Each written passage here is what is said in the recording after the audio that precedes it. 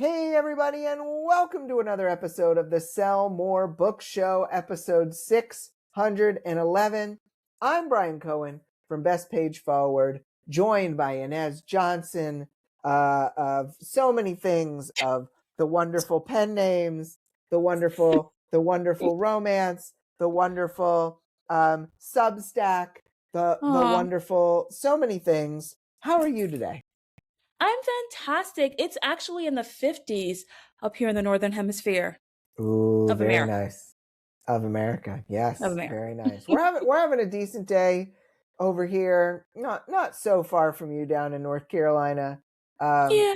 It's been cold this week, but yeah, I mean, we're coming down to it as we record this.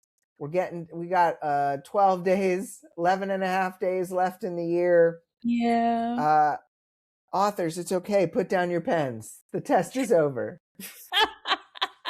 We all passed. We're still here. We all passed. We're still here. We're still alive. We both love former co-host of the show, Claire Taylor, who loves to take off weeks at the end of the year. What was your point at which you said, I might pull back a little? I was supposed to do that? You don't have to. Well, I mean, are you working every day but Christmas? Or are you working every day but New Year's? Is there a point at which you're like, okay, I'll chill till January? So I don't like the cold and I don't like to chill. Don't tell Becca sign. I don't like breaks. I don't like them. It feels like, they talk about rocking the refrigerator. I feel like when I take a break, take an intentional break where I'm like, I'm going to schedule this time off, it doesn't feel good. I feel restless. And then getting back into things, it really feels like I'm trying to move a refrigerator by myself and like rocking it back and forth, and I might get crushed. So I'm very purposeful about taking breaks every single day and refilling my well every single day instead of taking a chunk of time off, because I never like the feeling of being in that and the feeling of the feeling of coming back from that. What refills your well on those daily breaks? I consume art. I feed my muse. I read books. I watch television. I watch movies. I play in my bullet journal. I take walks when it's warm. I don't do the cold. I go to Michael's, the craft store, and I look for pens and stickers and little things like that. I do on a daily basis. I have stickers for refilling I have energy penny stickers. I love that. I do it daily so that I don't need to take an extended break to really fill up that well. It's never empty. I like that. I think, look, no shame on not taking a deeper break, especially because you know yourself. I do. And that's what's important is to, I've learned it more and more this year, is that everybody's a little bit different, and you need to listen when your body and your brain and your spirit are saying things. You need to listen. So on the days, because I ask myself every morning, like, what do you feel like? Like, this is what you said you were going to do. What do you feel like doing? And if ever I'm like, I don't feel like it, I feel tired, I go and I lay down. I listen to myself. Mm-hmm.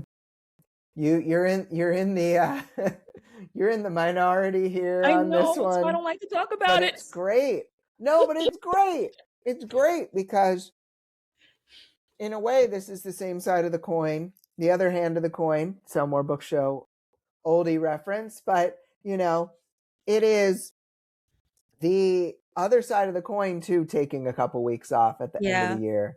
It is making sure every day that if you're going to take this much out of the tank, you put that much or more back in. Exactly. Yeah. That's what I do. Yeah.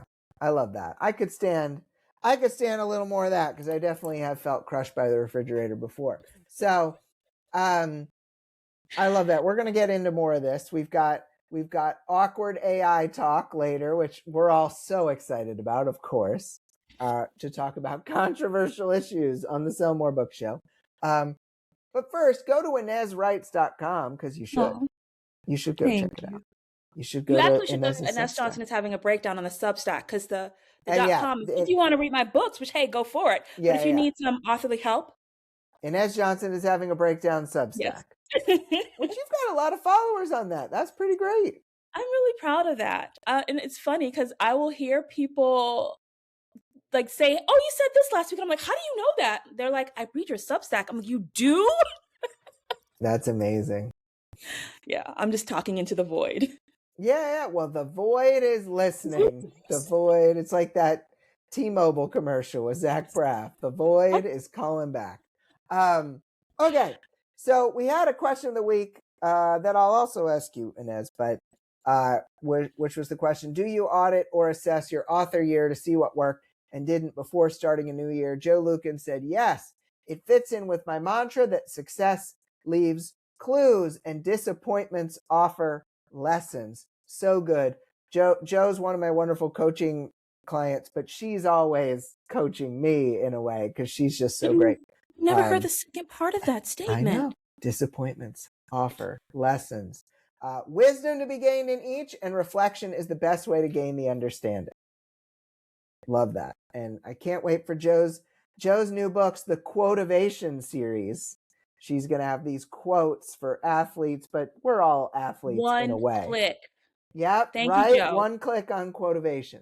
So there's the promo, Joe. Patrick O'Connor said, sometimes I just write it off and then I keep on with the other kind of writing. And Victoria Smith said, I feel that I'm constantly reassessing what went right or wrong as it's happening. If I don't feel good about it, I don't do it again. If I like it, I make sure I go to it again. Ines, what about you with the auditing? Like, how much do you look back and let it inform the next year? I do audit, and I audit because I can be emotional, and I don't think that emotional decisions are always the best business decisions. Because, for example, I have 3 pen names. One of them writes clean and wholesome military romance, but I love Jane Austen. And I thought, wouldn't it be fun to do adaptations of Jane Austen stories, but on a ranch? And I thought it was the best idea ever. My readers were like, that's cute. Can you get back to the other stories? So I still want to write more in that world, but the numbers tell me that if I do, I'm not going to make any money. So I have to, and I'm still going to write those stories. Right. But they're not going to get allotted the first slot. So the first slot of my writing time gets allotted to whatever is making the most money. And then I slot in maybe 1 chapter a week, 2 chapters a week to keep telling those Jane Austen on a ranch novels. I've heard a suggestion to have the scenes you really want to write on the little slips of paper in the jar, and when you reward yourself, you get to pull one out. Nice. You get to write that one. I've always liked that. Supplies. Yeah. Yes. More office supplies. Love that. And y'all can always answer the question of the week at sellmorebookshow.com or the Sell More Book Show After Party Facebook group. All right. Top story. Are you ready, Ines? I am ready. Let's do it. All right. Ask your book what it can do for you. Authors, publishers, and readers are railing against Amazon's new AI-powered Ask This Book feature, according to Publishers Lunch, Your Book Friend, and various social media posts. The feature allows readers to ask the book about character motivations and the significance of a scene when you highlight a certain passage. In a post on Threads, Jennifer Posey suggested the feature, which apparently cannot be opted out of, is likely to be filled with spoilers and be completely inaccurate. According to Publishers Lunch, one publisher said there was a need for, quote, both a legal and technical review to understand the process and protections Amazon is deploying, as well as the rights they are relying on to do this in the first place, end quote. Whether or not the setting becomes optional in the future, authors are clamoring for readers not to use the feature and for other authors to write Amazon for a quick and painful AI demise. This is interesting. Every day, my Echo device is telling me, do you want to upgrade to the plus version of me I'm trying not to say the word because it'll trigger everybody's devices. To hear my new voice and to upgrade to the AI. The Pete Davidson was in an ad for this, I believe. And so everywhere is pushing the AI versions of these things where you can have a conversation with your media, have a conversation with your device, have a chat GPT like experience with everything in your life. Inez, do you think we should have chat GPT like experiences with our books? This might just be me, but I don't get it. Like, I don't get why a reader would want to have this conversation. I am very pro AI. I will go to chat to ask it a research question. I will go to chat to I'm trained as a screenwriter, so my weakness is in description because Yeah. I had to write interior room day. That's the extent of the description I was responsible for. So that's where I'm weak. So I will go to chat and say, I know my description is sparse. Can you help me to figure out where I should add some more? But I'm not going to go to chat and ask it about character motivations. I'm not going to go to chat and ask it about, hey, I'm going to read this book. Can you tell me about the character motivations? Or can you tell me about the plot? That makes absolutely no sense to me. So I am not even thinking of whether this is positive or negative. I just think it's unnecessary. I also think that two things. I think that the people who made this, they don't think like us. They don't think like creatives. They were probably thinking about this as this is going to be a great tool if some student or some person in need of knowledge needs to ask a book a question. That makes sense.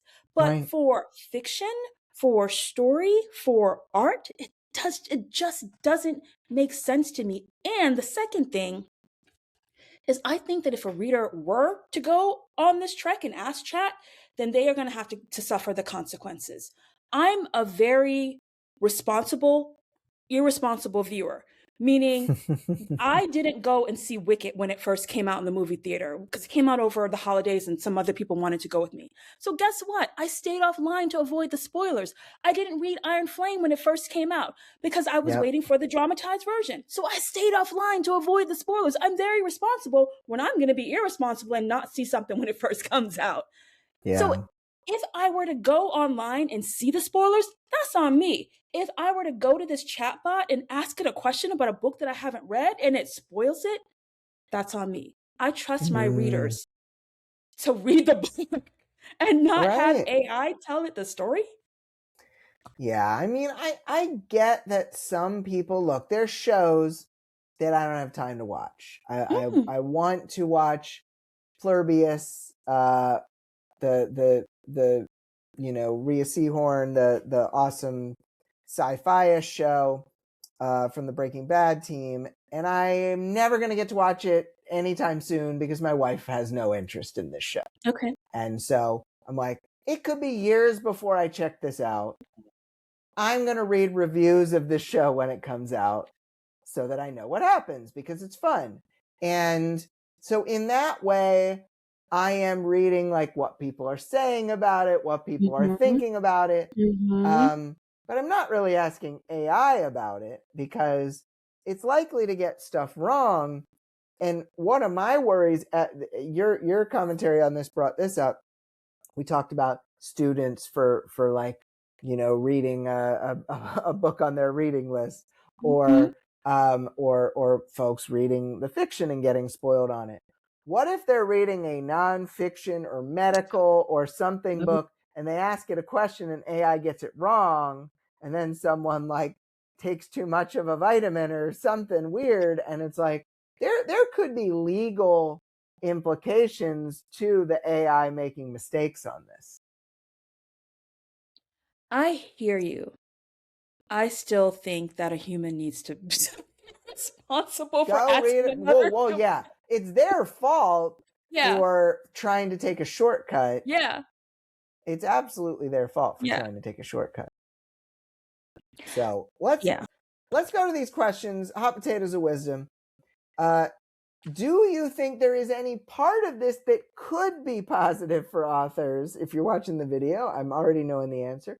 Okay, now there's a thought. Do you think there's any part of this that could be positive for authors, or that it should disappear as quickly as it came? Yes. Okay. Trigger warnings. It could be helpful in my field of romance novel. It could be helpful for trigger warnings, because just because an author thinks that something is a trigger warning, someone else doesn't. I started to read this great book that this author, she put all the trigger warnings out there, and I was like, okay, I'm okay with that. I'm okay with that. I'm okay with that. And then I started to read the book, and something that she probably didn't even think was a problem that gave me a little bit more than the ick. It made my skin crawl. I was like, tapping out.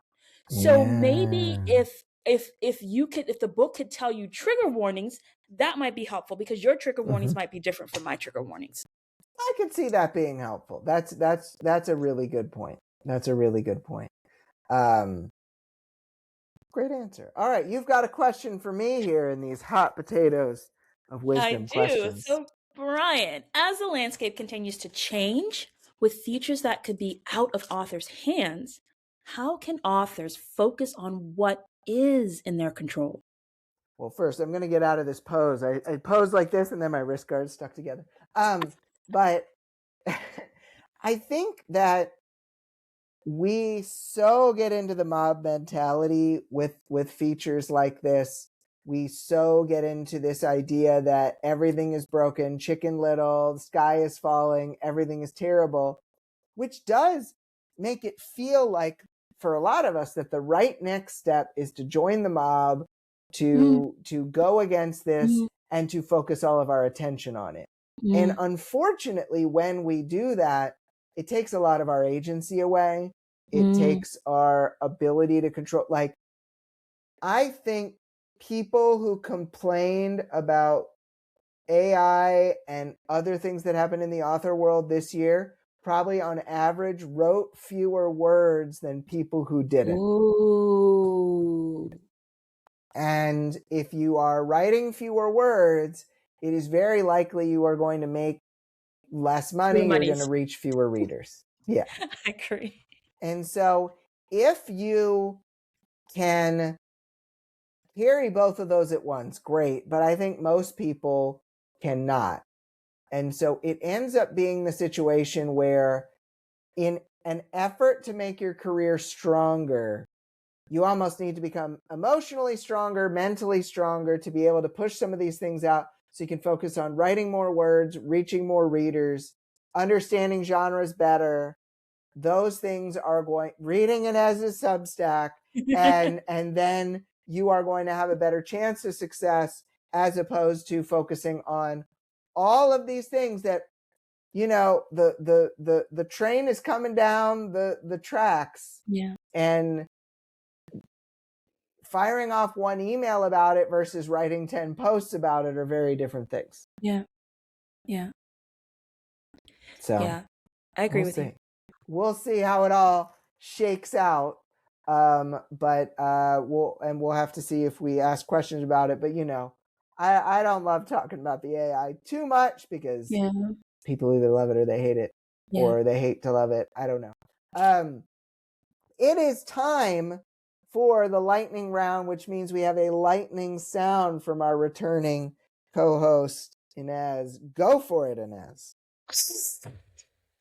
Ooh, that was good. And if you were watching the video, there was a crescendo of movement towards the screen. There was there's a whole dance move that we're going to publish a little bit later using Sora. Just kidding, we're not. I'm just kidding, everybody. Goodness, you guys, I just had to do it. So, Ines, I needed a good AI video joke. On your Substack, Ines, which is called Ines Johnson is Having a Breakdown, you talk about looking back at the start of this year to celebrate your wins and to look at the goals you have achieved. Why do you think this is important? This is important because once upon a time, not too long ago, I used to chain smoke the writing of my books. Meaning I'd finish writing a book, and the next day I'd start writing the next book. Finish that book, start writing the next book, on, and I never stopped. And I got tired. Surprise! And this is one of the times when I did lay on the couch. And I told myself, I need to celebrate these. Here's another way to look at that. Every year I try to run like a 10K. Next year I'm going to try to run a half marathon. And they have these mile markers. And the mile markers and the people out standing out there like cheering you on are like, just 5 more miles to go. And you're like, oh, and then you kind of look back and you're like, look at what I did. And it gives you the energy to keep going, right? So I have made myself stop at milestones, at mile markers, and look back and see what I did, not just at the end of the year, at the end of the week, at the end of the month, at the end of the quarter, so that it gives me pride. It gives me a boost of energy to keep going and to feel proud of myself, because I do this because I want that pride. I don't just want to just do the stuff. Yeah. I want to feel good about myself. So that's why I think that it's important to make sure that you look back at your achievements. I love that. I think it's so hard to do this when you're super achiever brain and you're always moving the goalposts. But I Yes. think like I hit goals in 2025 that I didn't like by August that I hadn't hit in 2024 until the end of the year. And it's like celebrating that and looking at that is a really worthwhile endeavor for sure. Awesome. Great Absolutely. points. I'm ready for your question. So my question is that I have heard you have an interesting way that you've been celebrating wins and getting yourself rewards. How, Brian, does that work exactly? Okay. So here's how it would usually go. I would have like a certain amount of things like courses to sell or dollars to earn or whatever. And I kind of like celebrate in the moment, but then it's like kind of like what you were mentioning with the chain smoking of the books. Just move on to the next thing. Just move on to the next thing. And there weren't any moments of just like, hey, I'm going to reward myself. I'm going to celebrate this. And so what I started doing was I would have markers throughout the month and I would literally buy myself stuff. And I never really do this. And so, like, I have one right here. I got a new webcam. I haven't taken it out of its box yet, but I definitely bought it. And so I have these like throughout the month. It's like, oh, well, I got to this. Let's buy myself this. And it doesn't have to be a big thing, like $15, Yeah. $20 thing. As the Yeah. month goes on, I had bigger things, but like the one we just hit this month, I bought matching cozy slippers for the whole family. Aww. And we found on Amazon this like Papa Bear, Mama Bear, Lil Bear, and they're adorable. And I let my daughter pick That up the is color. so And now we're going to have that Christmas morning. I don't know what my mother-in-law is going to say, but she didn't get one. She oh didn't ask. no. But like there was no in-law bear Yeah, there was no ones. in-law. It's Yeah. not your fault. Yeah, exactly. Grammy Bear. But I just have enjoyed throughout the month more than I have previous because it wasn't just the big thing at the end. Now it was like, oh, we got this, can put a big check mark next to it in my note document, can put a big dollar sign next to it when I buy it. And now there's like, I'm almost like incentivized to keep going and achieving. Yeah, you gamified it. Exactly. Exactly. And so I won the games. And now I have Yay! a bunch of stuff I have to like unpack. And I still have stuff I haven't bought from like 2 months ago. It was like car detailing. I haven't done that, but I'll get there. Oh, We'll that's get a there. good one. Car detailing. It was a good month. It was a good month. We bought my Nana's car and it needed a little love. Zhush. So a little zhush. So Ines, Yes. in November, you shared on your Substack that sometimes our books don't sell. Ooh, this was a tough one because we don't yet have the skills that sell books. What do you think writers can focus on to develop those skills? I try to make sure that I'm learning something new with each book. So if we're just talking about craft, let's just talk about craft for just a second. Sure. So I don't want to write the same book over and over again. In a sense, I kind of do, right? Because romance is formulaic, and I have absolutely no shame about that. I understand the formula. I know it backward. I could recite it to you backwards if you want me to. But I don't want to write the same book. So I'm constantly working on something in my craft. And what I'm working on with this particular book right now is how to do an unreliable narrator. So I'm still working with the same romance beats, but now these characters are lying to each other, lying to the audience, lying to themselves, and I'm figuring out how can I best do that? How can I weave that into the craft? And that is making these familiar romance beats even all the more exciting for me to write. So every time I write a new book, I'm always picking a new piece of craft to learn and improve on so that I get better.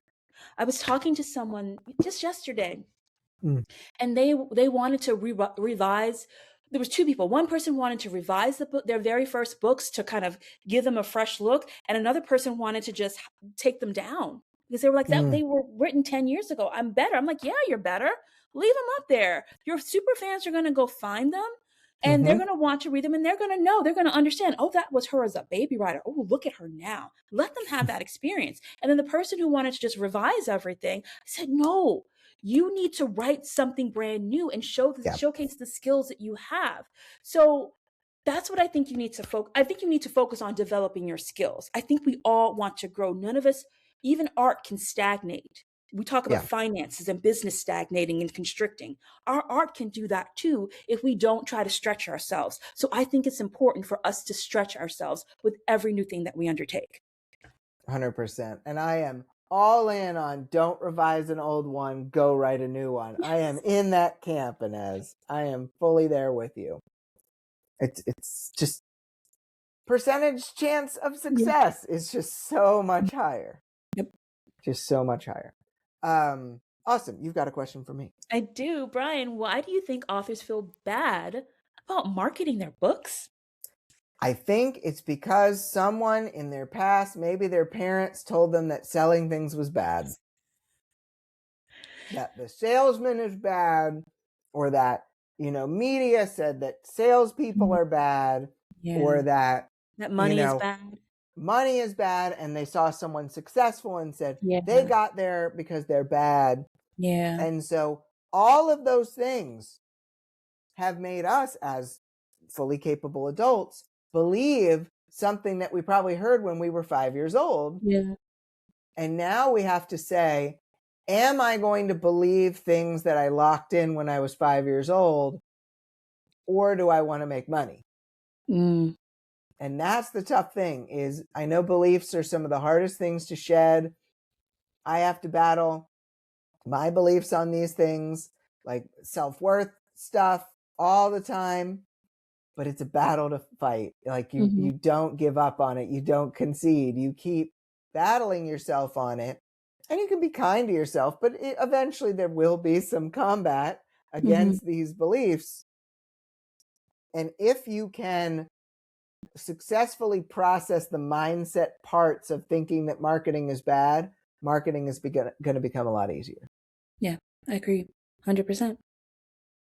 Awesome. We're in such agreement. We're in lockstep. And so this year on the Substack, you tested your third pen name experiment. Do you think it's important for all authors to try new things to see what works? I do think it's important to try new things, but I think you need to know yourself. So I always want to try new things. I hate being locked in. I've never been like a KU lover because it wanted that exclusivity, and I wanted to try different things with my books. I wanted to try different pathways, different routes. Then I looked at some things like TikTok. I remember when TikTok first came out, I was working at my kids' school, and I saw kids like dancing in front of their phones, and I was like, oh, there's a new app. Oh, wow. Okay, cool, I guess. But I was like, I don't want anything to do with that. And then even years later, when I saw people blowing up online with TikTok, I was like, I don't want anything to do with that. So I knew I knew that TikTok in its infancy didn't align with what I wanted to do. And now I'm saying, oh, now I see how I can use it. So I think that I don't think that you should force yourself to do something new. I think you should be looking for that excitement to kind of bubble up in you. And when you feel that excitement, like, oh, yes, let's go. But when you feel that, like, oh, do I have to? Don't do it. Don't do it. I'm, once again, Right there with you. Lockstep? Totally agree. Lockstep. I love it. I love it. Awesome. Great stuff. We're at the end of this round, which means we got a question of the week to ask. And as based on some of the stuff we were talking about, does anything stand out as something you want to ask? I do. I want to ask about what I don't want to limit it to craft because we talk so much about marketing, we talk so much about business, but what is one thing that you can focus on with this draft, either the revision or the first draft or the third draft of your book? What is one craft thing that you can focus on? It could be something as broad as I'm going to get rid of all my filler words, or you could go something a little bit more niche, like I'm looking at unreliable narrators, or there's tons of things that you can think about. But what's something that you can push yourself in your craft in this next week, in this next manuscript?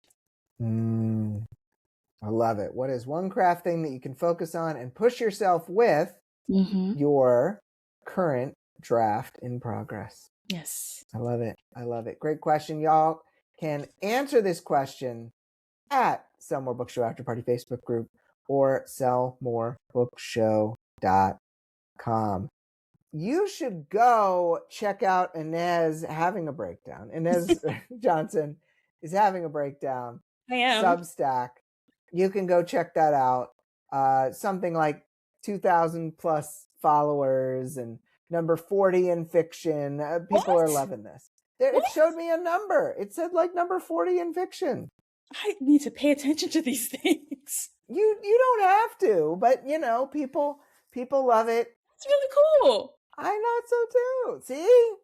I'm brightening your day. That's what I like to do every day. Thank you. Of course. Well, go check that out. If you like, I'm going to check it out. Go check it. Ines is going to go check it out.